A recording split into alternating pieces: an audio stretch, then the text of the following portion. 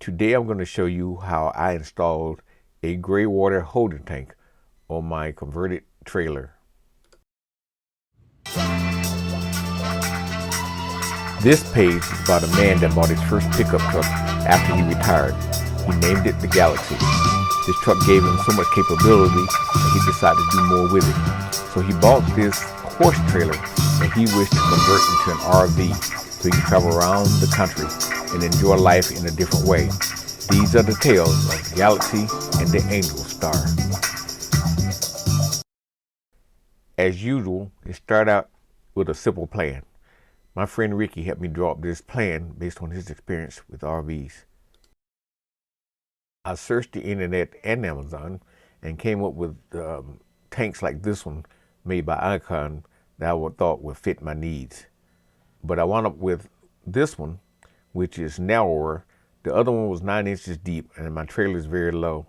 So I had to stick with this one, which is only 7 inches deep. One of the reasons I settled on this tank is because of the design with the lip ledges all the way around the tank. Most of them you have to create a carriage cage for it, but with this one I figured I could do it without it.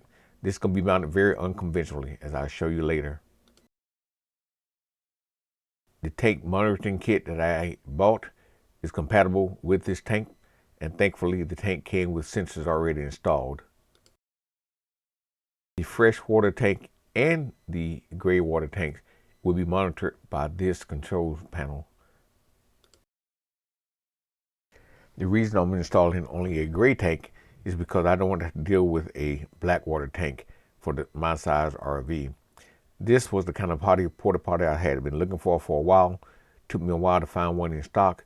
I wanted this one because I can actually mount it to the floor in places.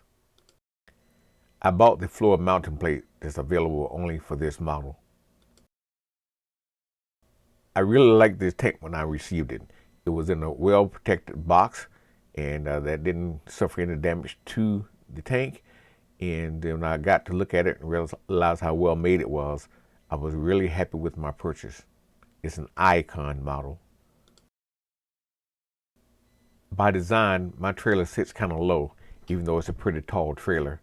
I didn't want to be crawling underneath to try to get to the waste valve whenever I was at a park somewhere.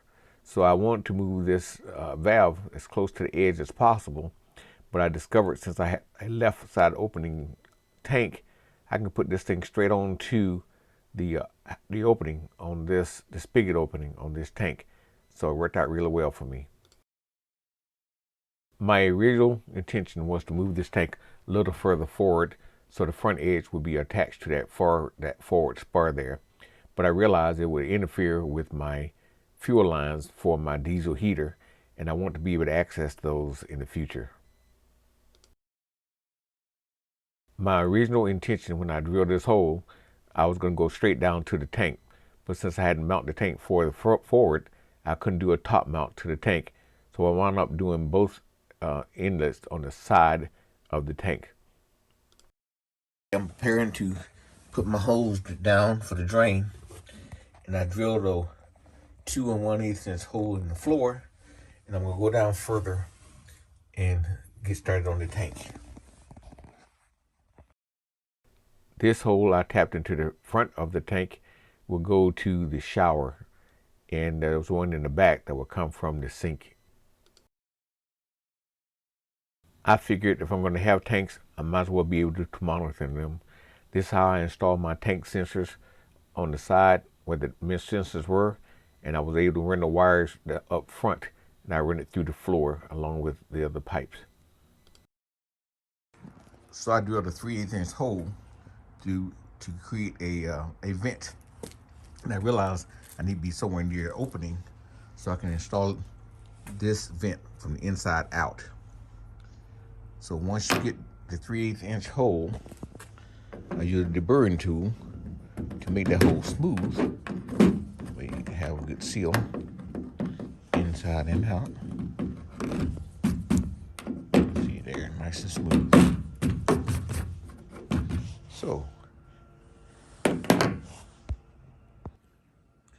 So then I slip the vent onto a piece of copper wire slightly bent. I go from inside the opening until I can get that up through here like such. And I can hold it there until I get the other washer and bolt in place. And the area above this vent is open underneath my trailer. You may need something to hold the top of this down as you screw in the bottom. That's what I had to use, or else it'll spin on you.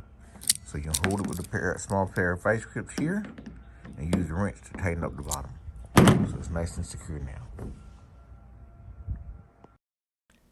These are the kind of self-tapping screws and washers I use for this tank.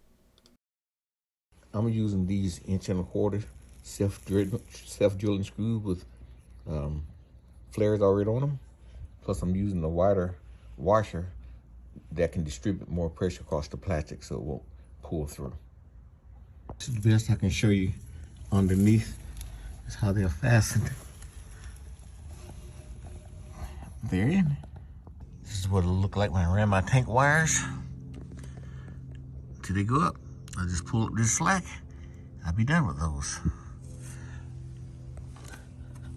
Now I'll put the cover back here. What it's gonna look like with the outlet valve on. I hadn't glued it down yet. It's good to go. I just have to run the hoses to it now from the kitchen sink and the shower. This is how it looked when it was fully installed, and the waste valve was glued on with ABS glue. So I'm ready to install the pipes.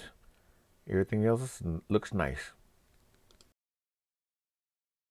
Here you can see how I've glued these pipes in place. Added a little extra sealant between the floor, make sure nothing gets in.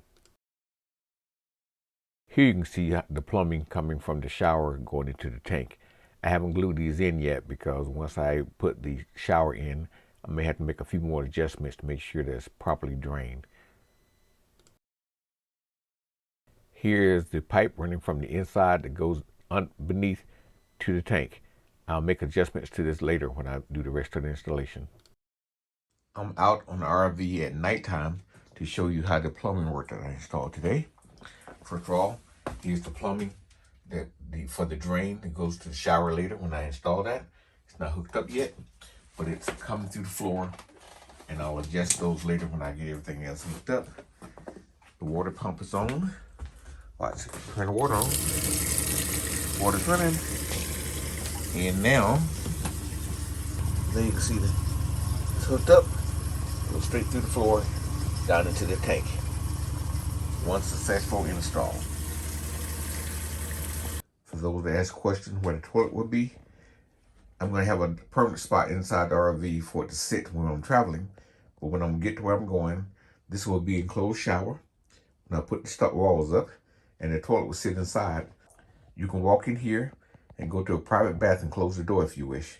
But either way, I will have a door from here later. But anyway, you still have some additional privacy. It took me a while to get to this point, but now I have a properly working gray water tank. So now on to installing the shower, which I'm going to make sure I do it right to make sure everything works well. Thank you for watching. More progress will be posted.